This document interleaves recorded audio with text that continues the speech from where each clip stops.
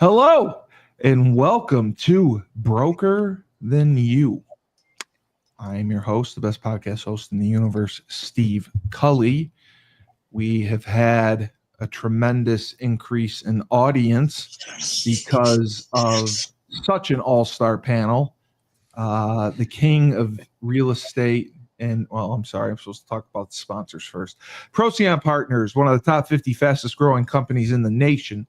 They specialize in wealth management, employee benefits, retirement planning. President Sean Rabinowitz, proud supporter of Husky Talk and all of our podcast network. Green Street Trust International, owned and operated by Renell Jump. They specialize in tax planning for businesses large and small. They will save you money or give you a big fat return. Oh, there he is on your taxes. To schedule your free strategic tax planning session today, go to www.greenstreettrust.com. Pete Finch and the Finch Law Firm is located in Bridgeport, Connecticut. If you suffered any type of personal injury, slip and fall, a car accident, your mother-in-law ran you over with her car, your wife decided to stab you, the Finch firm is for you. Pete has won legal battles all over the state of Connecticut. He will go to war for you. He's not afraid of any insurance companies.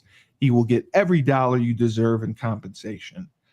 Remember, in a pinch, call Finch and go to thefinchfirm.com.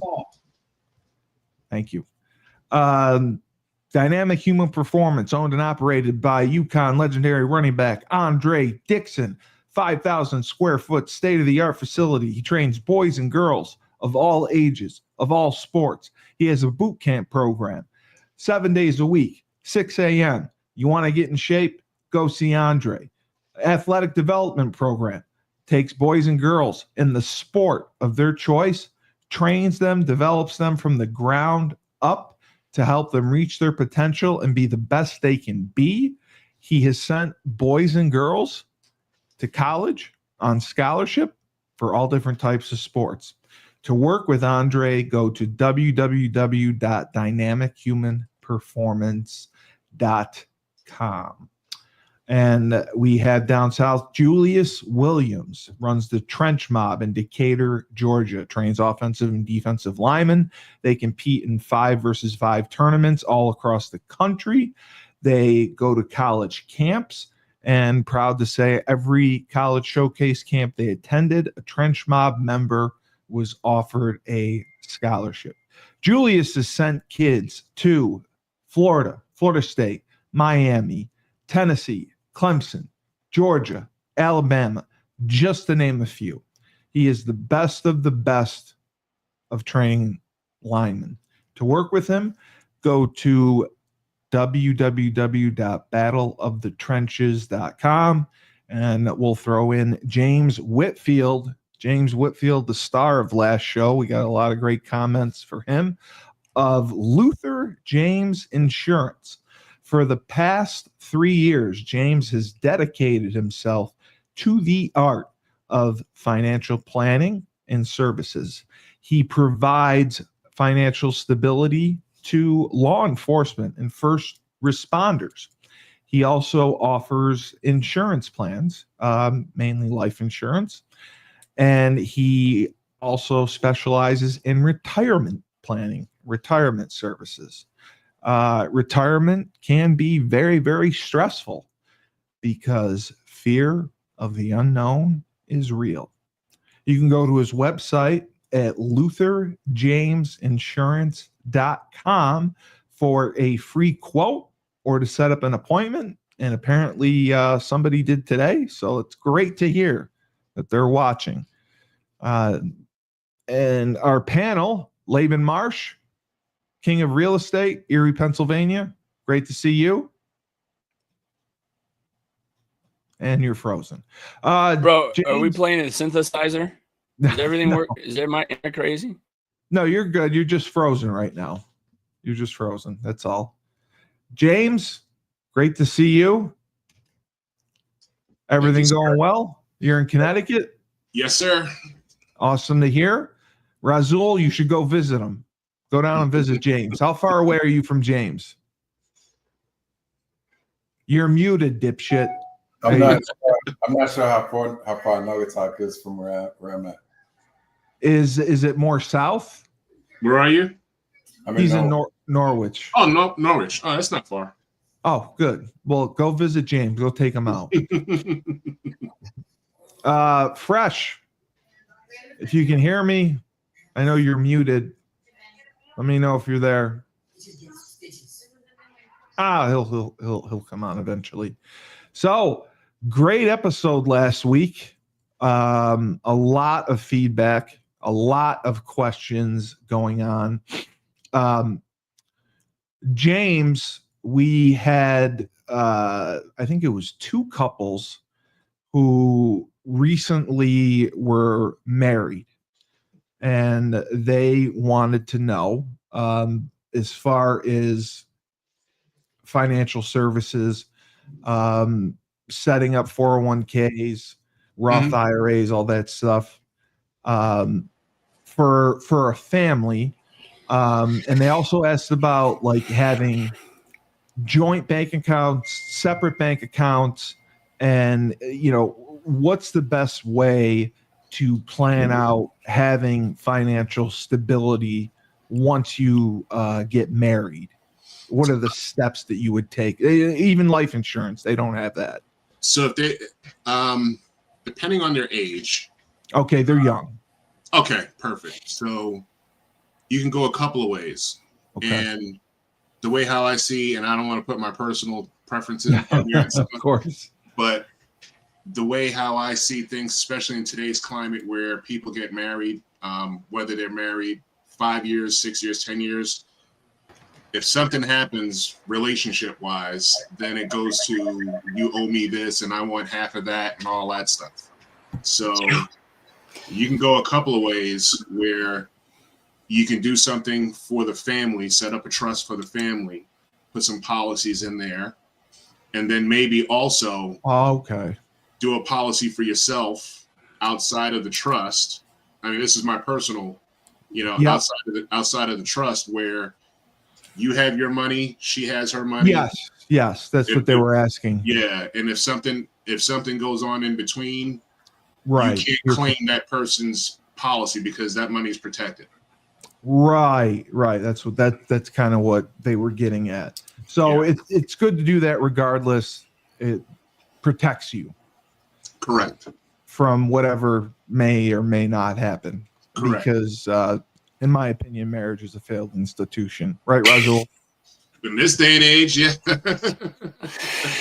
Listen, but I have unfortunately, a lot of the times in real estate, we are called in because of a separation. I mean, obviously, when people get married and they combine assets, and we've actually another question. Yes. Well, and I've seen what's great is if people get married a little bit older, and I've had people where they both own homes and now they want to move in together. And that is when I recommend maybe holding it as an investment property because, and we talked about that this morning at our sales meeting where, because when I go to buy my first home, I'm owner occupying it. Whereas now as an investor, they want 25% down. I'm getting a commercial interest rate. So when you buy personally as an owner occupant, you usually can get a little less money down and you'll get a little lower interest rate because you're residing there. And then if you move out in a year, 2 years, the bank never comes back to see if you're still living there. In fact, like when we bought our first duplex, we bought it owner occupant. And then 2 years later, Meg and I bought a single family and we're planning on living in that. So we retained the owner-occupant interest rate on the home that we owned originally. And then when we moved up, we decided to keep that home and continue to pay the rent or pay the mortgage through our tenant's rent. And so I think that's the thing, both when you get married, but then in a divorce situation, as you know, and some of these go all right. Others don't go so well, depending on the reasoning. If it's amicable, great, but it doesn't change the market for the home to sell. And those are the types of things where it's not in the best interest of the seller if a buyer knows that they're going through a divorce, because then and that doesn't necessarily change negotiations, but you're trying to stay as strong as possible for each. So yeah, it's interesting because as you say that, James, whether it's separate bank accounts, my wife and I have our own accounts. We also have joint accounts. We're also extremely transparent with each other, which I highly recommend in partnerships. But there is some strategy to it.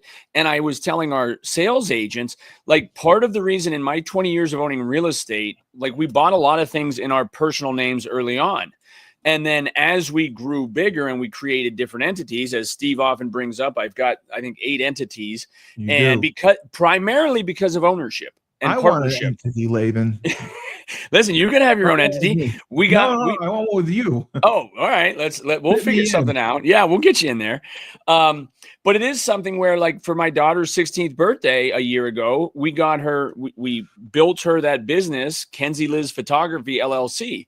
And so there's ways that you can set yourself up early on where you're doing most of it personally. And then as you transition into the entities, a lot of times you're going to have to pay transfer tax when you transfer those, but it streamlines all of your mortgages and assets. And then when it's in the LLC, it's off of your personal credit report. So, like, there was a time when Meg and I owned 4 or 5 homes in our personal names. And so those were on our credit report. Now, it didn't hurt us because we had rent, coming in and things like that. But those are the different reasons why you look at how to structure, mostly an LLC, how you acquire it. And then in the state of Pennsylvania, let's say I go out and I'm married. We've been married 20 years. If I go out and buy a piece of property without Meg knowing it, right, she still owns it. Like, it's a Commonwealth where, once you are married, if one spouse purchases a property, exactly. Wow.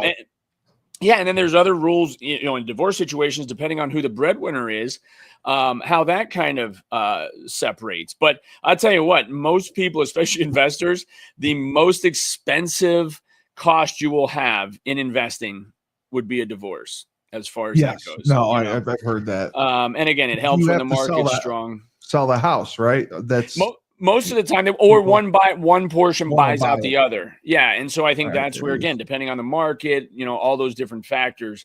But those are all part of that due diligence process, So when you're getting married, again, and then what you also have, and I know this as an agent, you also have both sets of parents who have their ideas about what you should do and how you should do it. So, I always tell people it's most important for the spouses to make the decision, together, and then you're always going to get input from friends and family. But it goes back to what Fresh, had talked about a few episodes ago, where it's like, know who you're getting information from and what knowledge they actually have, what experience they have, because most investors that have been through it, they're happy to share with you every little detail about the process, about a transaction, and some of the potential pitfalls. Right. Razul, a couple people had watched the Inspire Synergy show that we did, I think it was 2 weeks ago, and then you were on here obviously last week. They were a couple questions came in. Do you actually have, is it a structure for the people you work with? Is there an actual company LLC to it? Because I know you run the House of Changes, but you're also, you're managing residential real estate properties. You're looking to purchase commercial properties, and you work with a team. So they were asking if you have a company, an LLC, how does it operate and how do you make decisions? And this is talking away from the Husky Investment Group, like with you and Ja and Letitia. How does that work? So I do have a partnership with John and Apolati and Letitia. You do? Okay. We have a partnership, and anything that we do within our partnership is under the umbrella of that entity. And I have a separate LLC for each property that I own. That the Men's House also changes is a nonprofit, so that is a corporation. And we do have to file an 1C3 status. So as much as possible, I try to be intentional about separating things. The other reason too is you need a separate entity to have a separate bank account, and Correct. Yes. other bank accounts and lines of credits, and just for bookkeeping and accounting to keep everything like clean and separate. I like to do it that way also because it makes accounting for things a lot easier. Just make sure you use the proper card associated with the proper property, and then the income and expenses associated with all those transactions are going to the right. And I've been talking with Ashley Powder. Actually, she was talking about what her role technically will be in the group. I said she's basically the director of operations. She's going to be telling you guys what to do, keeping you on task, because you admittedly said you struggle with organization and managing your time. And that's something that I think she'll be able to bring to the table. Yeah. And she's already started with the podcast tomorrow with having 2 people on. The 2 people we're having on, are they part of your group, or are they businesses that she's looking to work with? So LaTanya was one of them. So LaTanya actually is I forget, an APRN, I think. She can prescribe medication. So she's for actually the house. Yep. So she's actually started. She has met with the men in the house. Oh, that's great. She does. You got a prescriber. Okay. Yep. We are looking. A lot of what we're doing, what Jameson is doing. I think Jameson might be our other caller tomorrow. I'll look real quick. Yes. We don't have anything together yet, but I think that there's a lot of alignment in what we're doing, right? And our beliefs. So I think that one of the things Ashley's going to do is help us to come up with some combined programming. Yeah, she's doing a great job. Bringing everyone together. We're trying to get her to take on more responsibilities with us, just because she's been very thorough and everything. Well, she works. Is it straight commission based the way she works right now? But you want to pay her a salary and get her on salary. It's project based, but everything is just figuring out, the budget, how it's going to work. Right. But now, it's as you continue to grow. This project, the corporate sponsor. Yeah. All right. Let's see if Fresh is there. Yeah, I'm here. Oh, Fresh, you're there. Okay, great. You're hiding behind the laundry, bro. Huh? You're hiding behind the laundry. I can't see you, bro. I just see your logo. I want to see that smiling face. Well, look. Condolences. Funny that you said that, Lave. Oh, hey, you have a string hanging from your shirt. That's your arm. Yeah, it's funny that you said that. If I would turn off my let you guys take a quick look at what I got going on over here. You're gonna turn off your background. Multitasking. I turn my background on. You look like you're posing for us, Fresh. You he's on the right. I'm not. I'm just trying to see real quick how to turn the background off for like a second. You're trying to change your background. Yeah, that's above my pay grade too, bro. No, that's it's just why this is an actual room. You just go to. I got it. I think I got it. Yeah, you go to settings and visual effects, and then you can change it. At the avatar, visual effects. I'm just glad I can get on here every week. You guys are all doing backgrounds and. Okay, I got it. It's visual. I'm gonna do it for a hot second, real quick, but you can put whatever you want for. Dude, I'm waiting with bated breath, bro. I am so anxious to see where you're at. What's your locale? Oh, there you go, Razul. That's a good looking home. Yeah, that's what Schumann uses. That's a nice one. Trying to see, but don't worry about it. But I'd hit the wrong button and be gone again. I'm gonna send you guys a picture. All right, I want to hear. You look good though, man. Your arms still are not bigger than mine, but you're getting there. Keep working it, bro. I'm trying. But yeah, I definitely am. I'm over here. Condolences on your father. I didn't know. So. Oh yeah, man. Appreciate that. Your condolences, Fresh.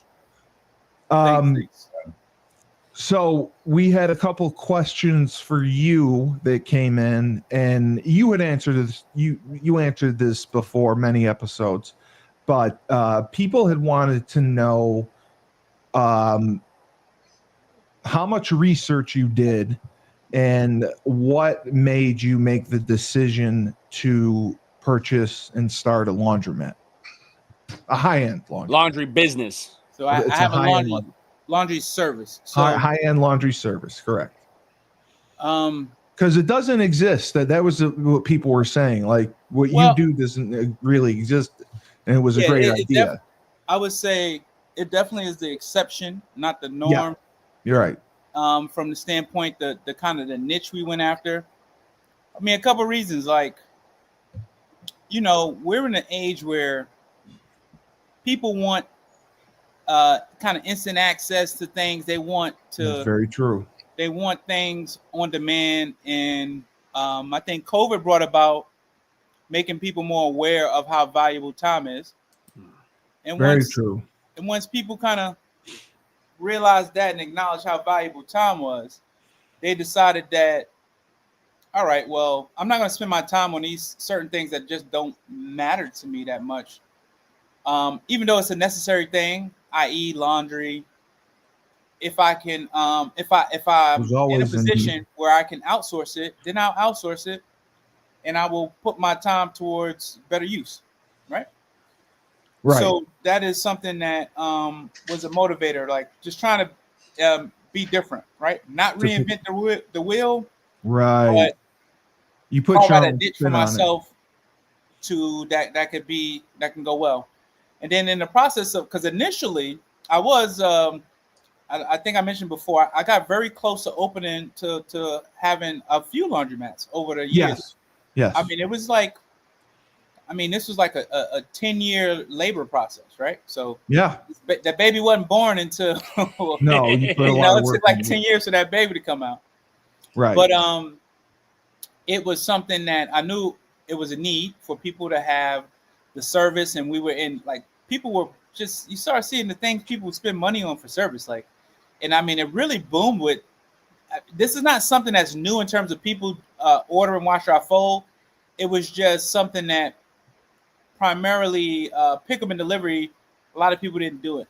No, and that's what that people were saying. So it's like, let me offer this, and then let me offer it in such a way that it makes sense to people. Market to people to say, hey, here's what we know. Your time is valuable. Let's take this off your plate.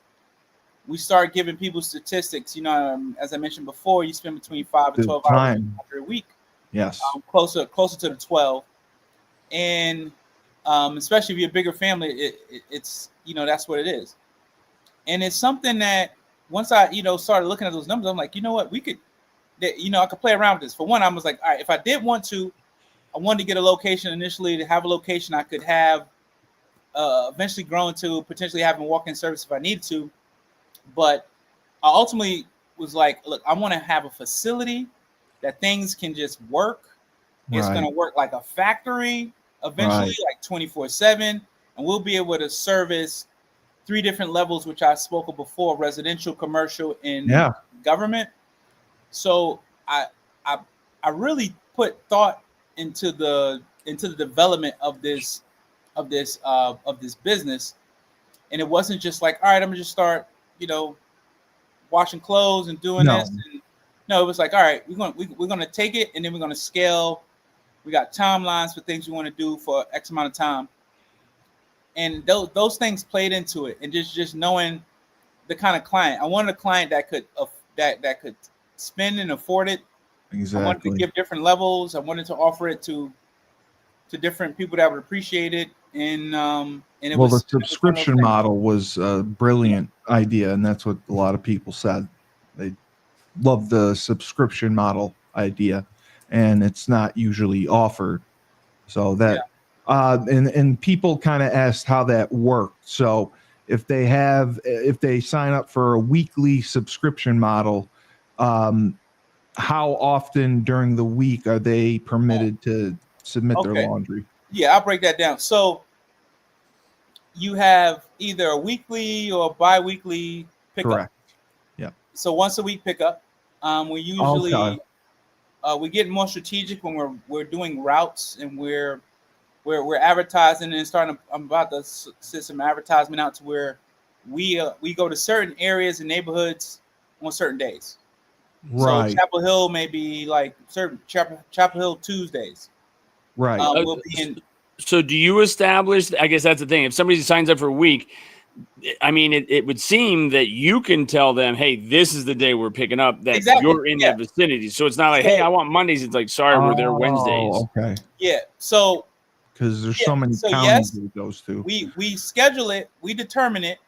In the beginning, you're more on demand. Someone kind of calls for a pickup or whatever, you're gonna go pick it up.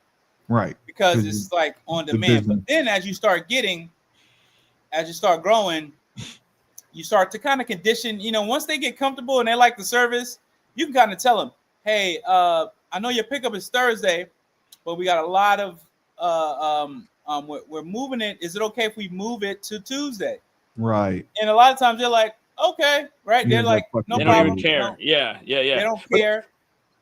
And I think but that's what's important about running your business, is running it that works best for you and makes the most sense. Because I have found so many times when clients even want to see a house or something, if they do it, at a time that doesn't work, if I just say, hey, how about, and give them two other options, almost always they're willing to work with you. So I think that's where and I know, like, I had a chiropractor that I went to, and he was only open certain hours, and it was not very frequently, but it worked best for him and his family. And so he did lose some business because of it, but there's something to be said for establishing your business and running the way you want to. So I think that's really smart, Fresh, but you are right, where if you just offer it to these clients to make an adjustment, and then we in human nature learn to adapt. So I didn't even think about that, Fresh, right? Like, yeah, you want to be on demand, but at the same time, once you get so much going, you have to be strategic with the way you plan and lay it out. Otherwise, you're going to overpromise and underdeliver, and we like to underpromise and overdeliver. Which you said, that's your saying. I love it. I love it. That's the whole thing. I don't know if you remember, Labe, I told you, like, my transportation company is called Over Deliver Logistics. Like, that's what we did. Yeah. The whole point, like, literally is to over deliver. So that's how we take. I didn't realize that. No, that's awesome. And we cross-pollinate the businesses and stuff like that. So eventually, the growth of this will be, the delivery part will be under over deliver. So. Right. And I think that's the beauty of for an entrepreneur to grow your business, is to do so within ancillary services, right? That's exactly like you're saying. Like, there's a local farmer, they farm potatoes. Dude, they farm potatoes. They provide fertilizer. They have a trucking company. They sell potato chips. I mean, it's like they went from a field of potatoes to 8 different businesses that all cater to the potato. So I think that's where there's so many opportunities. And I've said it before, I would love some of these nephews and some of my kids to start a landscaping company. I actually, on my way out here, I've got a vacant property that needs mowed. I see 2 kids, teenagers, walking on the street. So I had him text me his number. I'm going to get him mowed. It's like, I don't see that anymore. Young kids pushing mowers, just willing to do the work. Yeah. So, I mean, I think that's where there are a lot more opportunities within your niche, however you want to pronounce it, but to expand your opportunities for revenue growth. And I think that, like, hey, Fresh, you got to take these things on delivery. So you might as well have a trucking company that owns the vehicles that transport the goods. I mean, it all makes sense, but we don't often think about it when we're trying to get started, because there's so much in getting started. So there is a different conversation for a startup business and then an established business, for them to continue to grow in a way that's going to benefit their core business. And I think that's vital, though, to stay true to your core business. And when I talk to my business coach, when I bring up like a pizza shop or opening a gym, yeah, exactly. Trevor Cornell, he's awesome. But it's like, are you doing what helps serve your core business? And again, sometimes it does. The pole vaulting thing, I have clients in that. So from that, so it's like, yeah, it's how you work with these different ancillary opportunities. But I love, Fresh, that over deliver. That's great. It's good that you mentioned, Laban. I'm sorry to cut you, Steve. About developing a business within your business. Yeah. I just spoke to, for me personally, because I know I've been mentioning put this in a trust, do this in this structure, and so on and so forth. I just spoke to a CPA yesterday about reestablishing my business in the sense of like how I pay myself. Mm-hmm. You know what I mean? And Yeah. and reduce my taxes and things like that. Okay. Because you have to give yourself a paycheck. Yeah. So like in my case, when I do these bigger policies, the commissions are insanely big. So the taxes are higher? Yeah, so it's like I'm gonna go from like let's say what's the general tax? It's like 30-35% tax structure. Yeah. Really? So, is that yeah, high? Yeah. Well, it depends on who you are and what you do, Yeah. but Yeah. How you have it set up, which he's explaining right now. Depending on the And I'm getting ready to do stuff where the commissions are going to be six figures. Right. So that's major. I'm not trying to give No. Uncle Sam 30%. Well, I'll go up. He'll get his. I'll probably right. I'll probably get up in the sense of like 50-55%. Yeah, if I keep it the way it is. Right. So that's how high taxes are. James, let me ask you a question. Yes, sir. How you set up right now? Right now, I'm just set up as a sole proprietor. Sole proprietor. Yeah. Oh, you wilding! You wilding out. But here's the thing. I do have my write-offs. I do have my write-offs and things like that now. But I could have set up my own LLC and all that stuff. But the thing is, I'm not an expert in that department, so I might as well hire somebody. But what I'm going to do now is include this CPA in my current business. Right. And we're going to feed each other business on and off. Oh, okay. For structure, you know what I mean. So it's glad that you brought that up, Laban. Well, and honestly, we've said that before. When people ask starting out, like, what's the most important advisor? I mean, an accountant is without a doubt right at the top. Attorneys are necessary as well, but the accountant is going to keep your nose clean because Uncle Sam will get his. And that's so many of us invest in real estate because of the tax shelter opportunities. And I was just talking to another agent about that. Like, I've got an agent who doesn't like debt. Like, so she owns these homes free and clear. But like, when you get to write off the interest of the mortgage, there's reasons, that real estate is leverageable and why you would carry a note against it, regardless of the interest rate. So part of it's a personal, sense of comfort. Others are, statistically or, the accounting of it just makes more sense.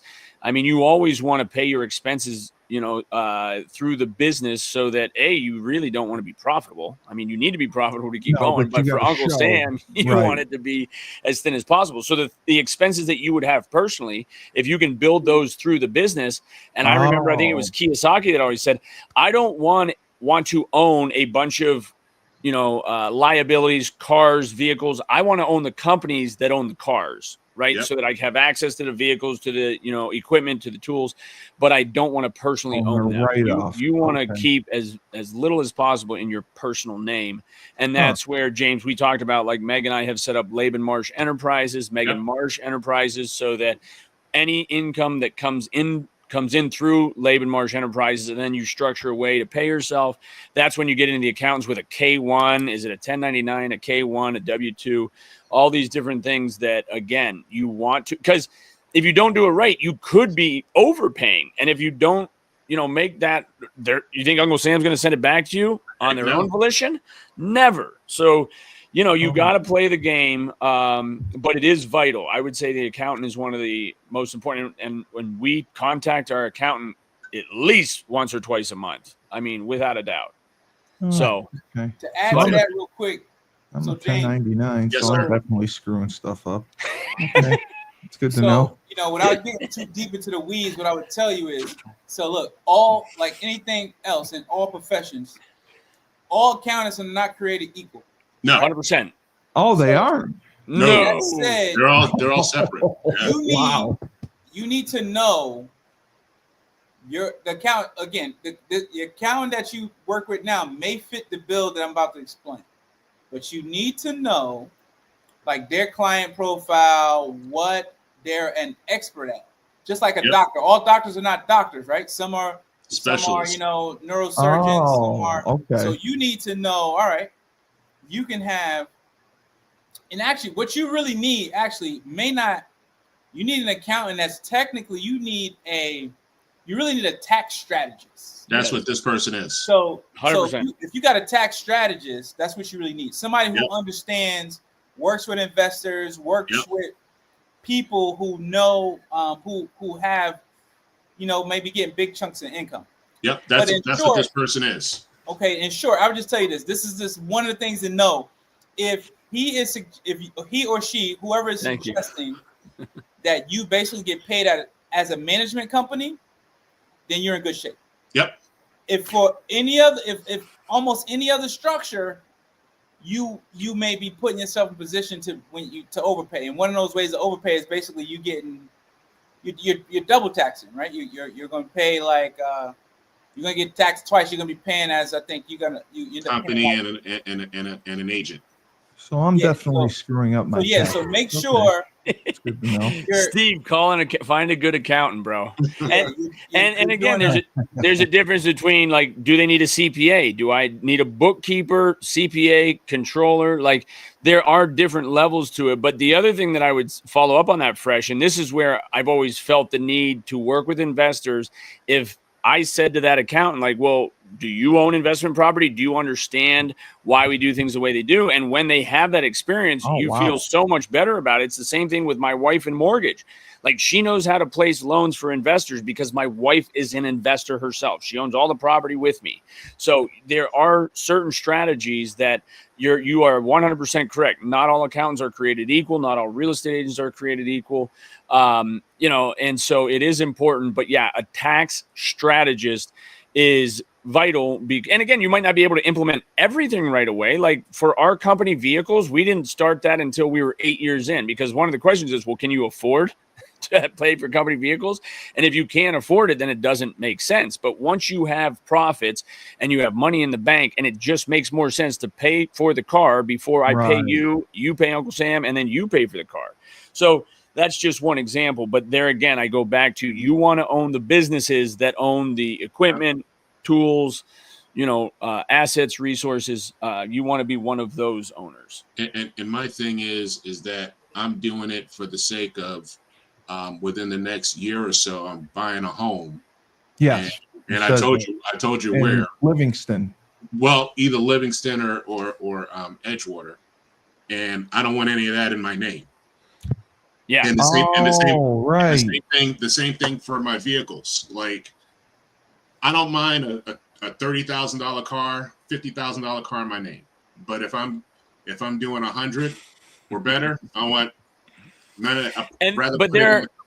But there are some states, like I bought a car from New York State in an entity, and they required personal guarantee. You know what I mean? So it just depends. It doesn't matter how strong your business is. Certain states will not. Pennsylvania's fine. We've always bought our vehicles in our entity. We don't have the personal guarantee. Part of that, and that even your business has a credit report. You know what I mean? So that's where it's important to keep your credit good and clean, both personally and for your business. But all those affect buying power.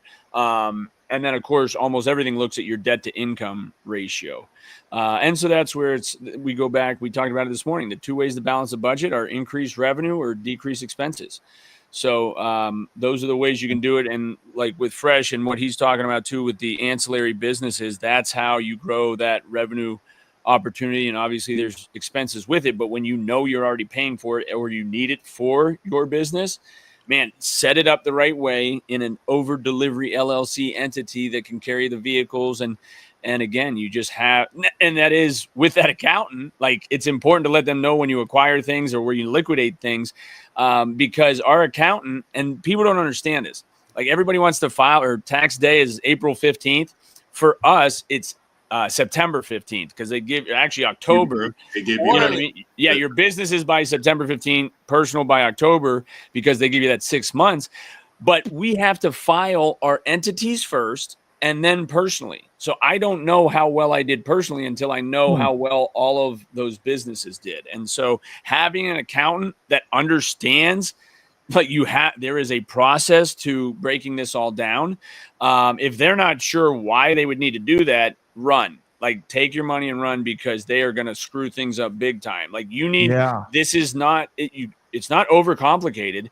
A lot of people, and I was in a closing with an attorney that actually closed the property in the wrong entity. And he didn't understand why I kept one entity for operations of the business and one entity for the holding company, because I don't want debt in my operations company. I want to carry large debt in the holding. So we own our buildings as 8840 Peach LLC, and Marsh Team Realty LLC rents from 8840. It's two different entities. They file differently, but they're owned by the same owners. It's all structured the same, and there's tax significance as to why we did it that way. And even this really experienced attorney learned something new that day, which, because my accountant actually had to go out, get on the phone in the closing room on speakerphone and explain to the attorney why we needed to close it in the proper entity. And I couldn't believe the attorney didn't understand it, but that's how I know the general public doesn't even usually understand it. But that is primarily for tax purposes. And that's one of the other reasons why I got into building wealth through life insurance for tax-free income.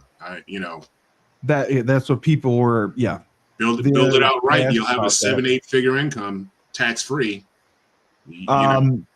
James, the other couple questions that we had, because you do financial services. Mm-hmm. A few people asked if that meant like you trade stocks, or bonds, or anything like that. Okay, so they just wanted to know financial services, what that means. Well, here you have. I'm not certified to do stock market stuff. That's like Series 7, Series 6, all that crap, exactly. Right? Okay. And I keep getting people saying to me, "Oh, get your Series 6, get your Series 7." I'm like, you don't need it. For what I do, I don't need to, because the product that I offer, I think, is better than the variable stuff, because the variables, if you have like a variable insurance policy, there's chances it's no different than having a 401k. So you get great gains. I'm not saying you don't get any gains or anything, but when the market takes an L, you take an L.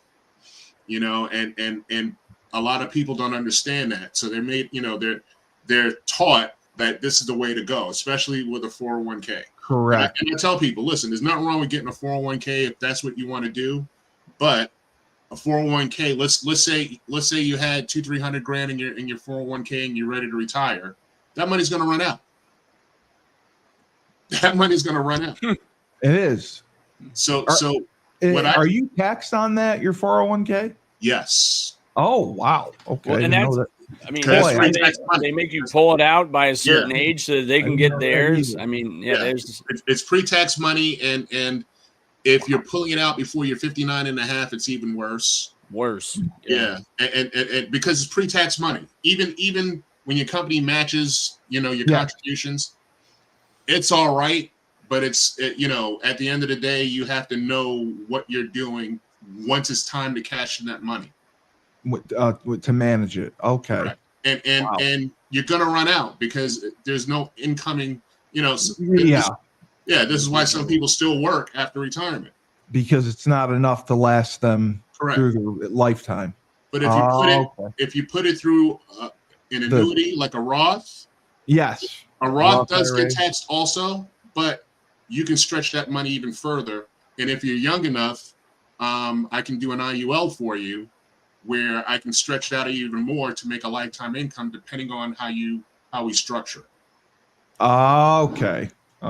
So I have people that I did policies for, like I have one that I did for my partner did for an athlete, and the guy put in $6 million, and then he and most of that went to pre-taxes.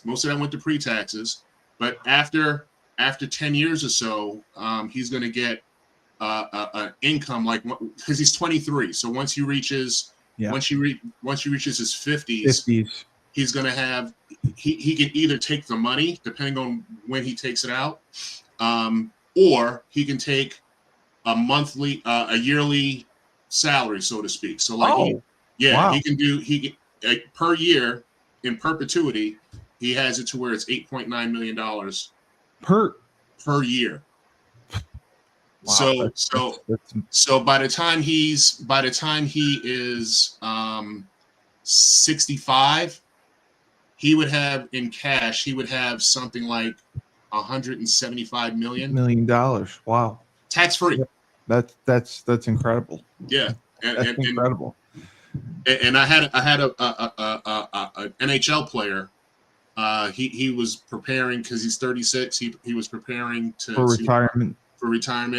And he had money sitting in an old 401k just sitting there with nothing to do. He had like 500 grand, and then he put in a little bit more on his end. He put in like maybe another 300.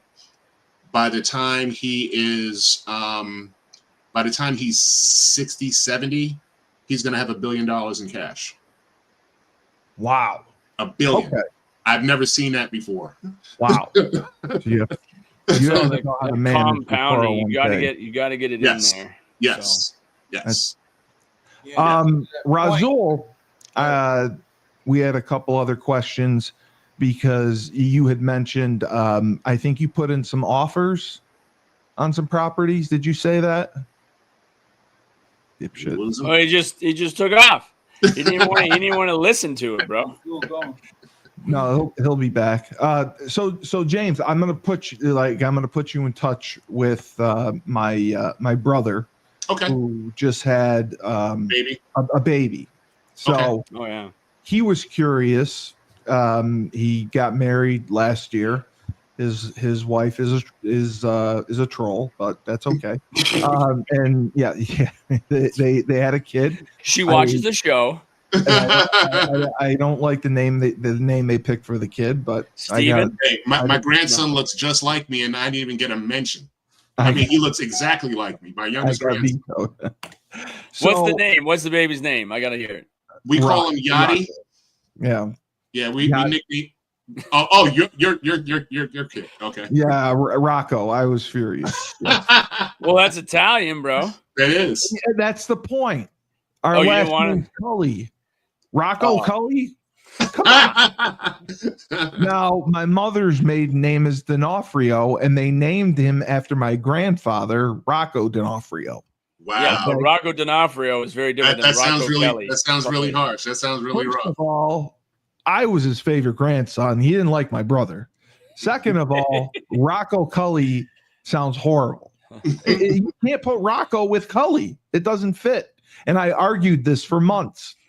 And I don't. You didn't win. You're not a very good negotiator. I didn't get a say. You should have given him naming rights, bro. Should have paid James. He was asking. Okay, so having a baby, 6 months old. What are some of the things that they need to do, or you can do to help them set the kid up, with a college fund, with money going forward? Like, what would you do? He basically was asking, what would you do now that you have a newborn financially or with insurance? Depending on what his income is. Okay. He's a 6-figure income. Okay. So me personally, I would put 10 grand in a policy. Okay. Because it'll go right away. I'll infinite bank that crap out of it. Okay. Because I did some for my grandkids. Right. You mentioned that. You showed us. Yes. Yeah. So what I would do is I'd put like 10 grand in a policy. By the time he's 18, he'll probably have something like in cash, 500 or 600 grand. Okay. You know what I mean? All right. And by the time the kid is like maybe 20, you don't have to do, well, you can still do the contribution, but it's not going to come out of pocket. It's going to come from the cash in the policy. So I did it where by the time my grandsons are 18, college is paid for because you just take it out. Yeah. And at that point, they can get a car. Yeah. And then the following year, let it build up some more. By the time that child is 30, they'll have like 1.5 in cash. Yeah. And they can take it from there. So yeah, that's why I'm gonna have him call you, because he was just he doesn't know, so he was curious about the policies and the different things he can do for his son, Rocco. But hopefully we can get the name changed. So Razul, I was asking you because I believe you said that you had made offers on a couple properties. Is that accurate? Did I hear that? Did we hear that right? Yeah, we have some offers on some. Yeah. Okay. So how is that going? It's going all right, actually. Like right before we got on the call, I got a message from the agent representing the city, because the city is selling 6 acres that we have. The city. That's the one with the separate subdivision and things you're talking about, tiny homes. So Norwich Community Development Corporation is a nonprofit. Yes. That is created by the city of Norwich Public Utilities for Business Development. There's one plot for the tiny homes that I'm working on with them that we have an MOU in. We're just waiting for them to sign it for us to move forward with the next phase of planning. But there's another 6-acre plot that the city had for sale. 6 acres. Are you going to build on that? Is that what you're planning? That is the goal. Okay. Wow. So it's in multifamily zoning, which is the densest zoning allowed in the city right now. So just based on the lot size and the density allowed, it looks like we might be able to go up to like 54 units. Wow. Oh, nice. Did you say 54? Yep. Wow. But oh my God. Are you gonna sell the units, or are you gonna rent them? You'll rent them, right? Thought is that we'll probably sell some units. Oh, okay. See, and it's interesting. So apartments. Is that what he's saying? Well, are they apartments? And one of the things I was going to say from Razul's perspective, because when I sell, I don't know if you're going to label them townhouses, condos, how you structure that, or even single family homes.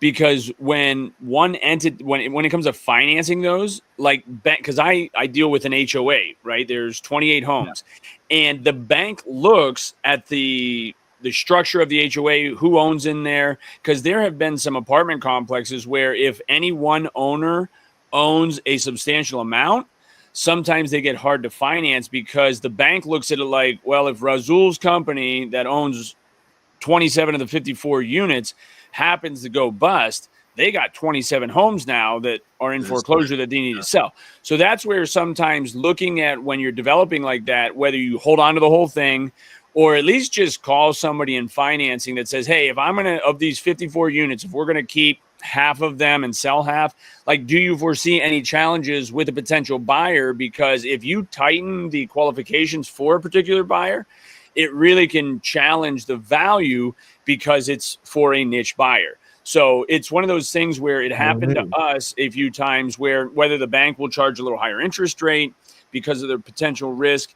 And now Razul could be somebody who, the bank wants him to own the majority of it because of their financial position and all that stuff. Yeah, Norwich is wanting to it's definitely worth that due diligence where if, Razul, you are thinking about holding on to some, selling some, just talk to a smart commercial lender, somebody, not necessarily commercial, but a lender that is familiar with that type of thing. Because I don't know if you would have an HOA in that. Do you typically attach a homeowners association to those types of developments? So this is a learning process for me. This is what I'm probably, Laban, what I'm thinking I'll probably end up doing, to be frank, is get all the zoning and permitting done to increase the value, and then find someone who's more experienced to help with it. And I think that's a great idea, because there are a lot of. What does that mean, Laban? I'm sorry. So he's doing the due diligence process, and then you find somebody who's done the projects like that, where they can be like a senior to you as a junior, like a mentor, and they get a piece of the pie if they help walk through it. And a lot of times these experienced investors, they don't have the time to do what Razul is already doing, meeting with zoning, finding out about, the highest and best use. So those are things that some of these high level investors just don't have time to do. And they need the quote unquote foot soldiers to be out there finding it and then bringing those opportunities to where it's like, oh man, I've done one of these 2 towns over, and this is how you have to structure it. And it's similar. I have a home right now that's on a private drive. Well, there's no private drive agreement, and we get snow. So who's plowing? And if the road goes on, who fixes it up? So those are the types of things, like with an HOA or with any development, you need to have that foresight to know, like, hey, once this is full of everybody in here, what does it look like? Are we maintaining the exterior only, the interior and exterior, the roof systems? Like with complexes like that, and again, if you're just keeping it all and using it as lease, it might be treated differently than if you do intend to sell them at some point.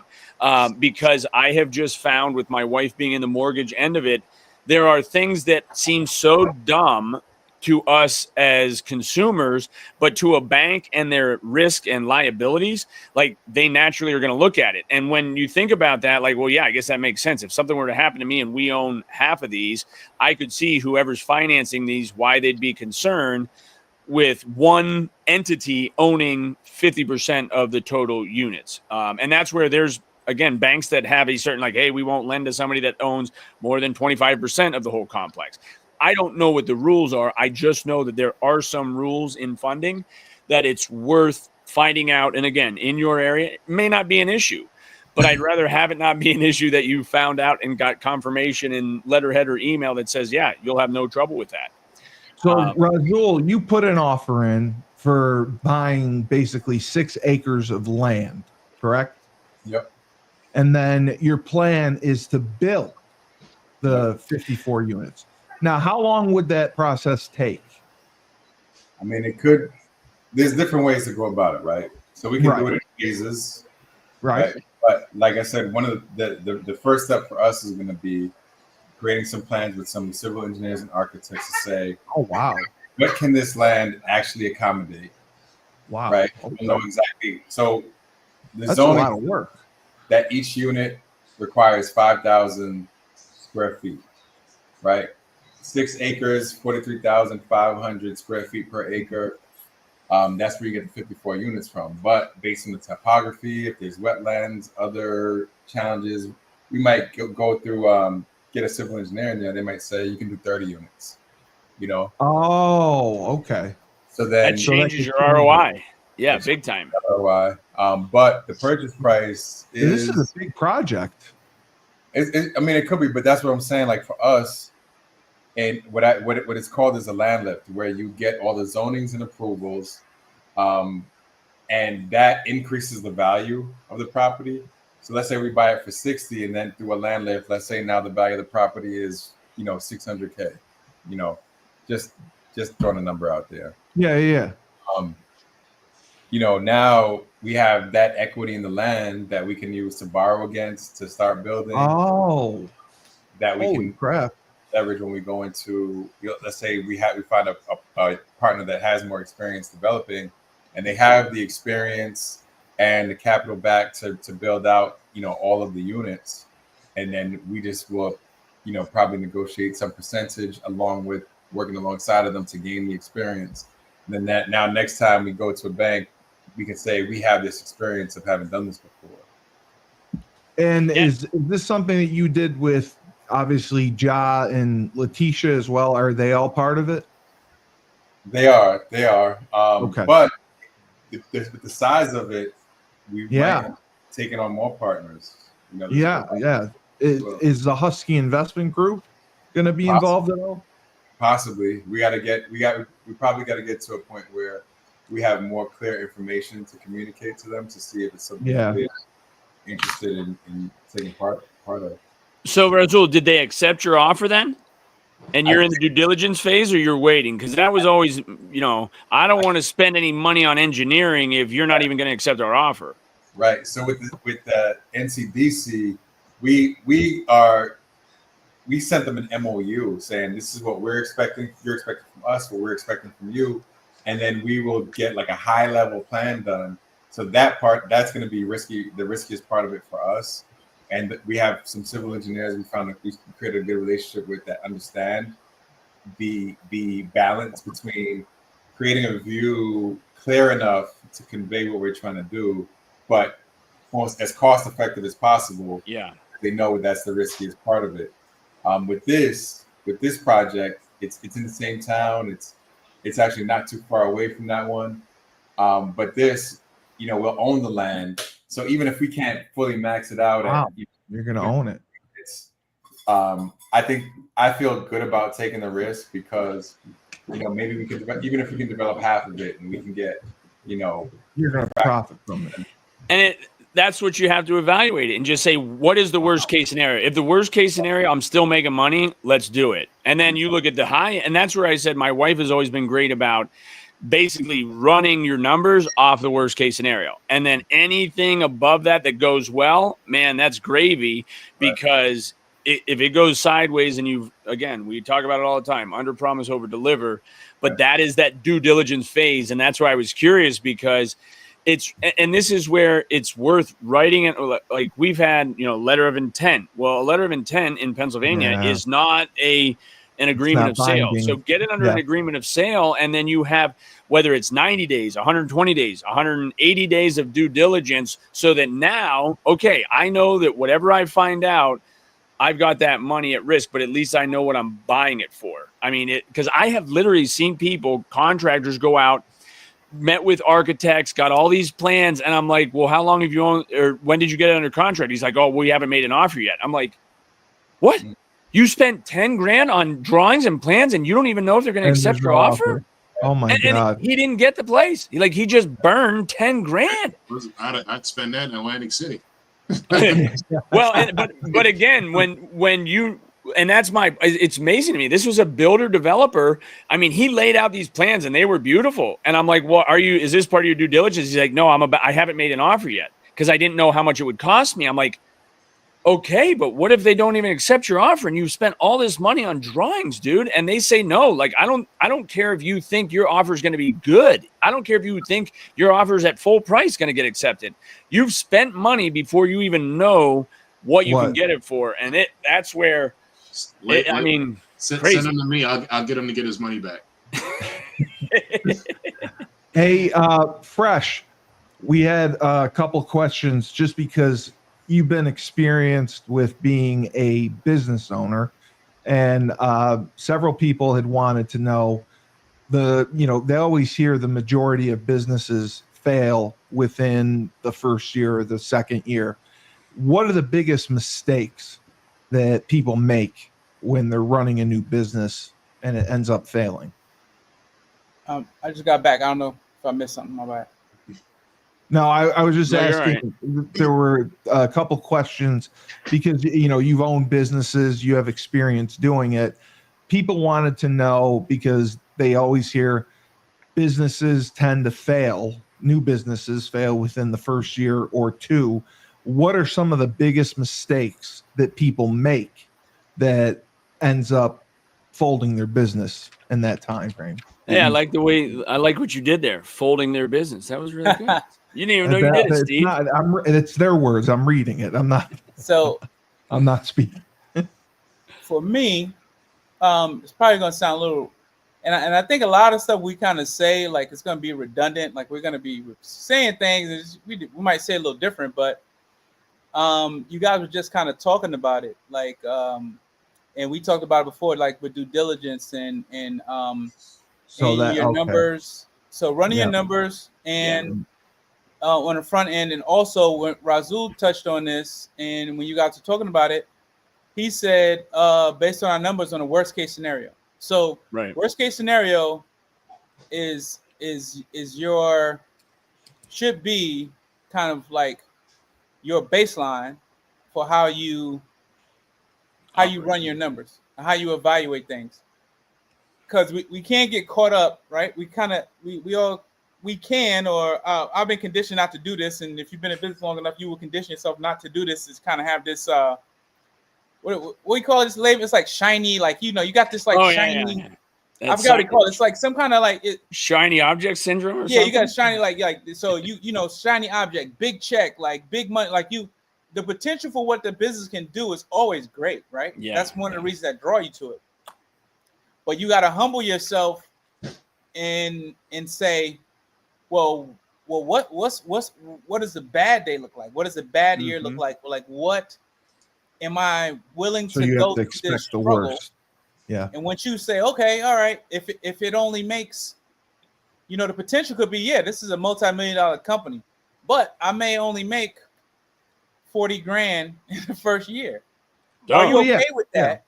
Right. Knowing that in 3 years it could be grossing, multiple six figures a year. Correct. Now some people are gonna be like, No, well, I I can't want to wait. make that six figures right now. Right away, Yeah. but that's not Like, how it why works. do I? And then you have to go, you know what? Like slow and steady, right?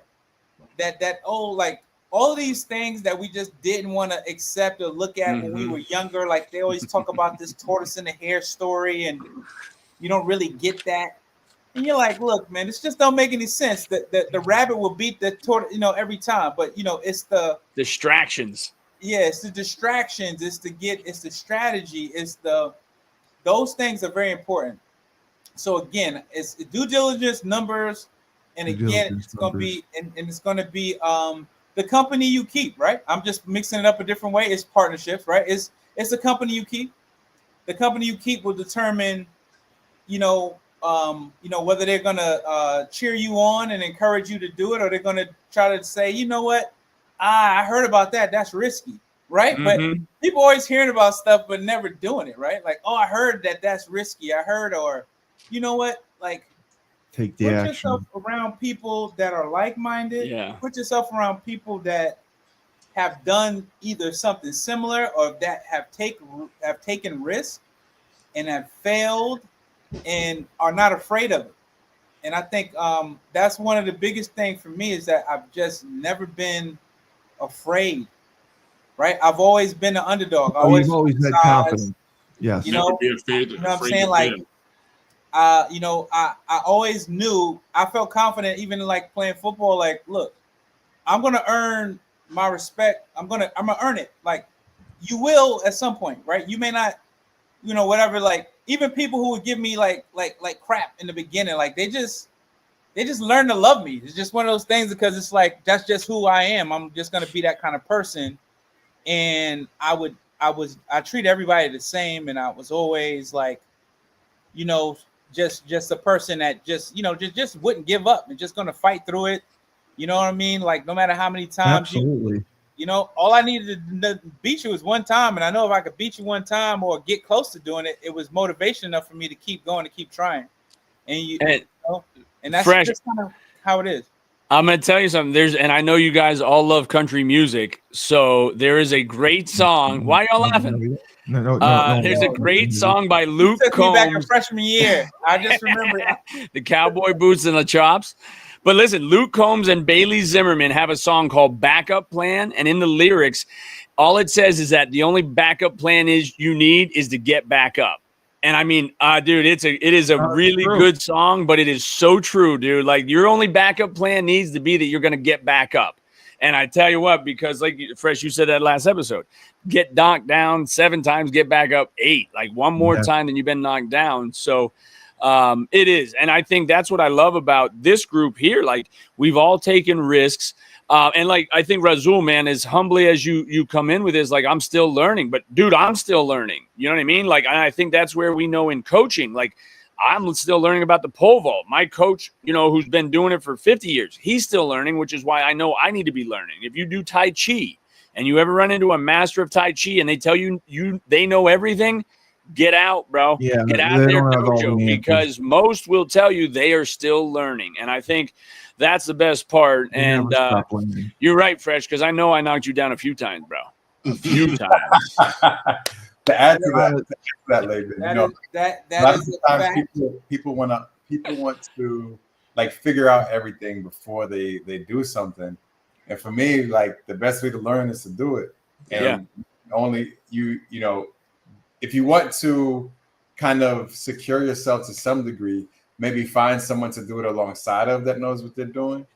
But if you try to plan out everything and know every risk going into something, you'll never you'll never do it. Right. I agree. Exactly. Because you're going to find a reason not to. Yeah, exactly. That's it. And that's where I tell people, I won't show people a home 3 times. The first time they like it. The second time they're trying to figure out. The third time they're convincing themselves why they don't want to buy it. I will not show a home 3 times. That's a true story. Failure is not failure if you learn from it. And you either win or learn. It's not win or lose. It's win or learn. No, man, you guys are great. I love this. Steve, the glue. Yeah. Way to do it again, brother.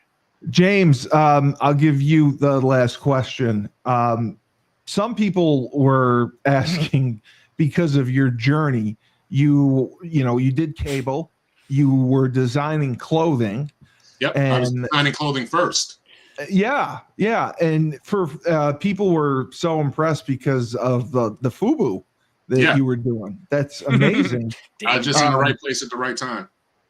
What I mean, I think you answered this last episode, but people kept asking, what made you kept transitioning your careers, like from that to cable to now insurance? Because I'm not it just seems like it's a jump. Yeah, Okay. it's a jump. I'm not stagnant. I never was. Right. Even in fashion, I started out as a graphic artist. I went from graphic artist when I joined from FUBU. I went from graphic artist to designer. And then because I had the FUBU under my belt, I went from designer to senior director, like design director.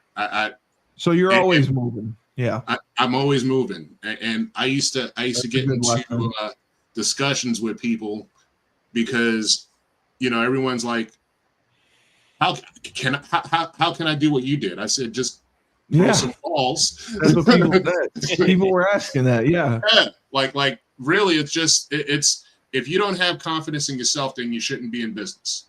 Absolutely. Yeah. If you don't have confidence in what you're capable of doing, then go get a regular job. Yeah. Where you're making $15 an hour. Yes.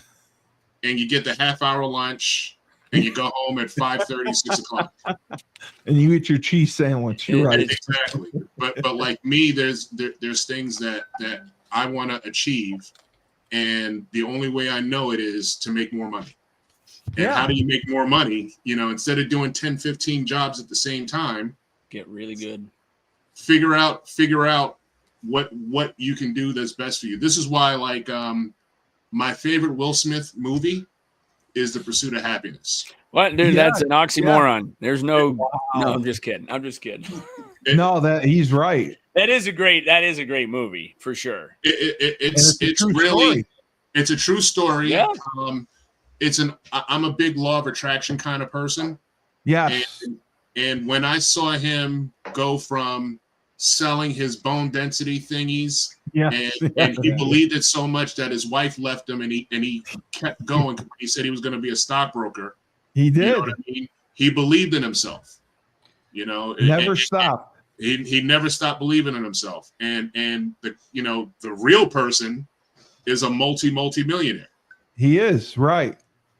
You're absolutely right. His role as Bene Umalu is the one that gets me in Concussion.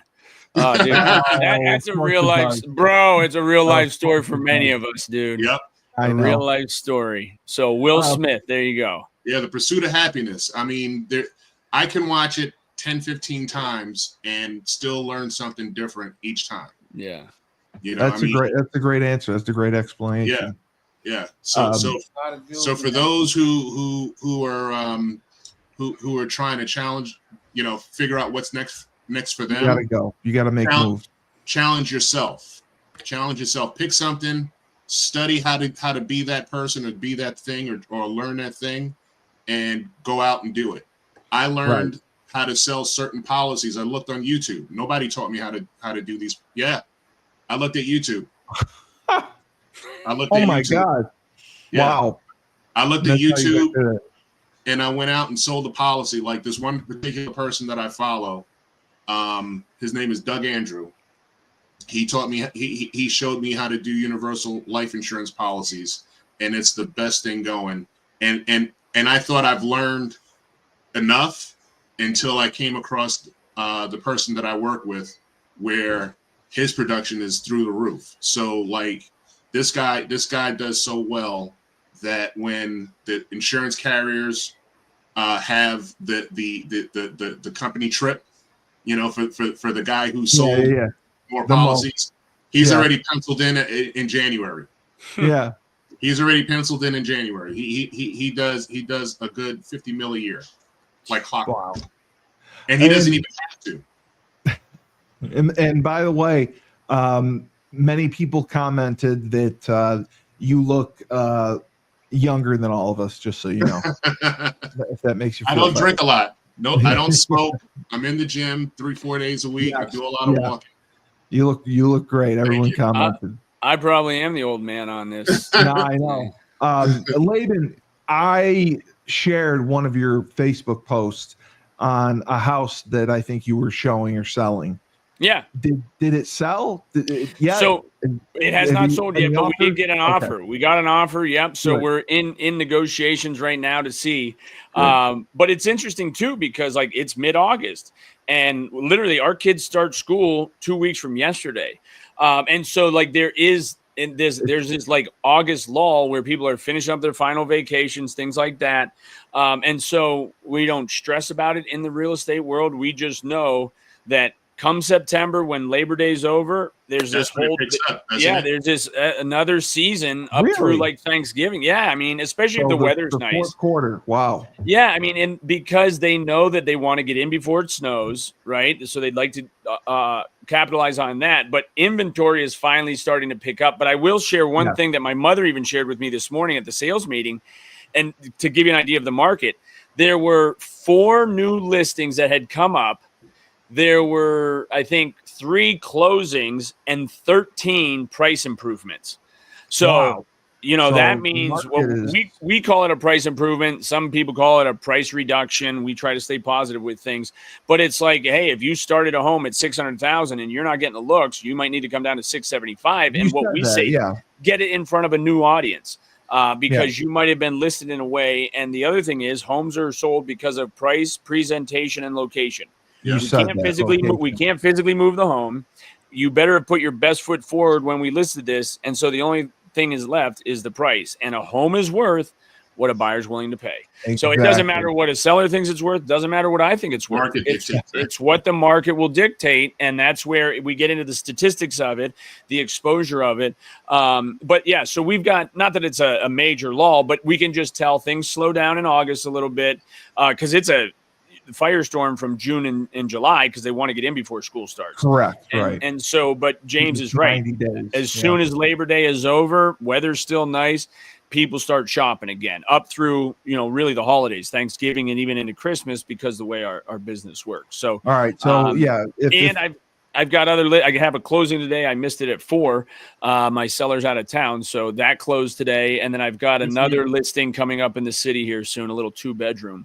That I won't get too specific. So if the video that I shared of the house you showed, if the offer goes through, then I get like 2%, right? At least something like that. Probably 20%. Yeah. No, but listen, I appreciate it, and I think that's the other thing. Like, there's so many different modes of marketing anymore that because listen, as soon as I posted that, I had 2 videographers reach out to me and say, bro, I can help you with this stuff. And I know that, but like my point is I like to dialogue. I get out of breath running up the stairs. It was great. It was, what I mean? It looked professionally done. But it's also, it's not even about it's just, hey, the whole idea of marketing is to get them to take action. Right. And so you're trying to get them to come want to take a tour themselves. Absolutely. And so, yeah, I mean, that home will and my mom always says, every home will sell. It's just at what price. And so I think as we start to see, and the rest of the country has already felt it, I think starting to shift into a buyer's market. We're still mostly a seller's market where the sellers are dictating a lot of it. But yeah, the market, and it always shifts. We talked about that last, on the bell curve of our business. Like the middle months are super busy, revenue included. But on the ends, your January, February, your November, December, those are slower. And so we try to not bank on that revenue from those months and really understand the ebb and flow of the business and really what we call seasonality. I mean, people are always looking. And even when people say, well, I don't know if I should list my home in the winter. Well, you're going to get more exposure because there's less listings usually. So it's not a bad thing to list in the winter, but there's definitely a seasonality in our area. Razul, you're muted. Is this the first time that you're buying land and actually building property? Because I know you have residential properties, but I don't think you have built before, right? I have not built before. I think I've done. Does that give you any concerns, any nervousness about actually building? Because construction can be difficult. People fire construction teams all the time. So I was just, especially when you don't have experience with it, is it something that makes you nervous? I've done just about everything but a foundation. Not me personally. Right. I say hired or manage the job. You sub it out. So because whenever you do anything new, I think there's a level of like nervousness or discomfort. But I think, but you have confidence in yourself that you have a level of and your team. You have a great team. Yeah. Right. So, and working with people that know what they're doing. Like I'm not the one actually doing the foundation. Right. At people who have done it, and what I'm trying to assess is, who do I feel the most confident in combination with, who's gonna do it for the best price. Right. Well, congratulations on that. That's a huge win for you and your company. And I know you guys have been working hard, and I'm excited for our podcast tomorrow with your two guests. That's going to be fun. I'm going to have no idea what to talk about with them, but I'll do my best. Ashley's going to have some stuff to talk about. Steve, you've never had trouble finding something to talk about, bro. Yeah, but apparently I don't know anything about taxes. I think I screwed up my whole taxes. So it's good that I found that out now. Yeah. Fresh, you're down in North Carolina. Your business is coming up on 1 year in January. Some people had asked, for your first year, are you happy with the way things have been going?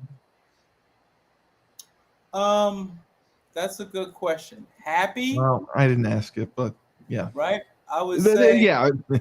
They just want to know, for your first year, did it meet your expectations? I would say I had very low expectations. I won't say that I'm happy. I have goals, right? And Correct. Things that I try to achieve that I still can. I haven't achieved certain things that I want to achieve. But I would say I'm in a good place. I won't say the happy or sad. I think it's right. It's, happy one was of the a things bad choice. You don't want to do in business is have emotion. You don't want to. It should be kind of somewhat void of emotion, because it's something separate, right? You want to know that make decisions based on emotion. It can blossom, grow, and do its own thing. Like ideally, I grow this thing and make it so good that at some point I can decide I want to sell it, right? And yeah, that's true, right? And I don't want to be emotional, and I don't look at that way. And I do the same thing, and strongly encourage people to do this with real estate. So there's a big difference, right? And that's one of the biggest differences especially between men and women, is that a lot of times, men, we look at functionality of things, right? We look at the functionality. This is how this works. Careful. I know what he's saying. He's right. We're married. We know how to do it, right? So look, what I'm saying is that a lot of like my wife, it was like she'll talk about our house as forever home. She mentioned these things. This all these emotional things. Oh, right. I'm like, this thing gonna sell. Somebody gonna like this is a property. Like I'm like, okay, we built up so much equity. I can leverage this thing this way. Like we could get more stuff. Like we can grow. Like this is a tool for me. So I don't look at it as it's not an emotional thing for me. There's a lot of memories attached to it, even in the short time we've been here, and I appreciate that. But I look at things for what it is. This is a tool, and just like my business, even though I created it and developed it, and hopefully, I can look at it and say I did that, and somebody else could be running it, but I ever be attached to it. So I would just say that makes sense. Not have that emotion and approach it for what it is. Look at it as it's a tool, and it will help you to not be so attached at times, and allow you to move, allow you to have more freedom, because you can be you can be a prisoner or be captive to your emotions. You're tied into something. Like you don't want to let something go because you're being emotional. Like you're like, but this happened and that happened. It's like, look, it's just a house. It's a piece of property, and that's what it is. What it is. So But Fresh, you're exactly right. Because when I talk to sellers, and most of my sellers are owner occupants, they lived in the home, they raised kids in the home. And one of the things I tell them is that, listen, I know this has emotional attachment, but we're marketing a commodity. You know what I mean? It is a commodity in the market, much like fiberglass for poles or copper or gold or silver.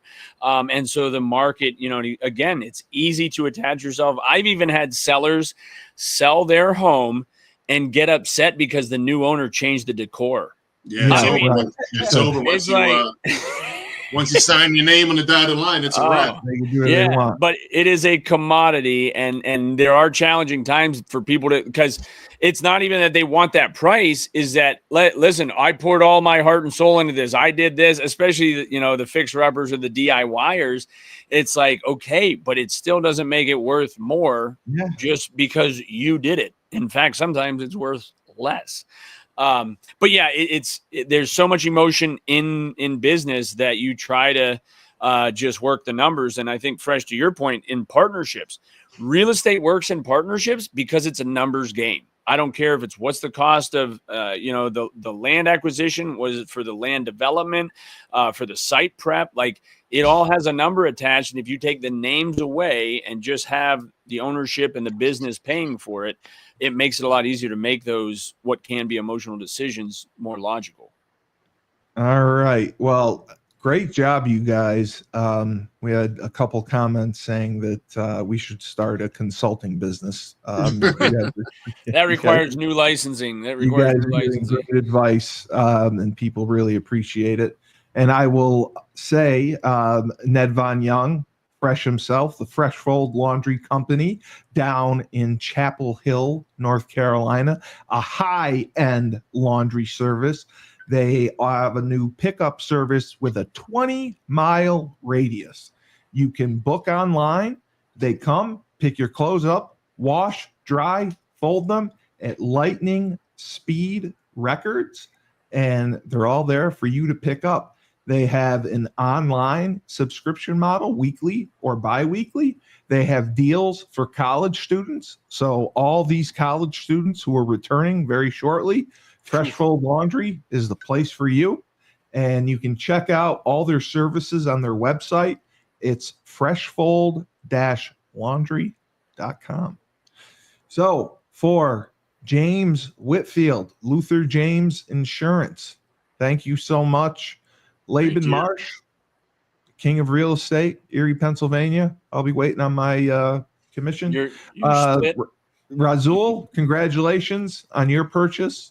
And Fresh, again, condolences and great job on your business and everything else that you're doing. And the advice and knowledge you're offering people greatly appreciate it. Yeah. So this has been Broker Than You. I'm your host, Steve Cully, the best podcast host in the universe. Remember, when life gives you lemons, don't make lemonade. You can take 2 oranges and throw them right back at life. At Rocco. I hate that name. I hate that name. You're supposed to stop it before.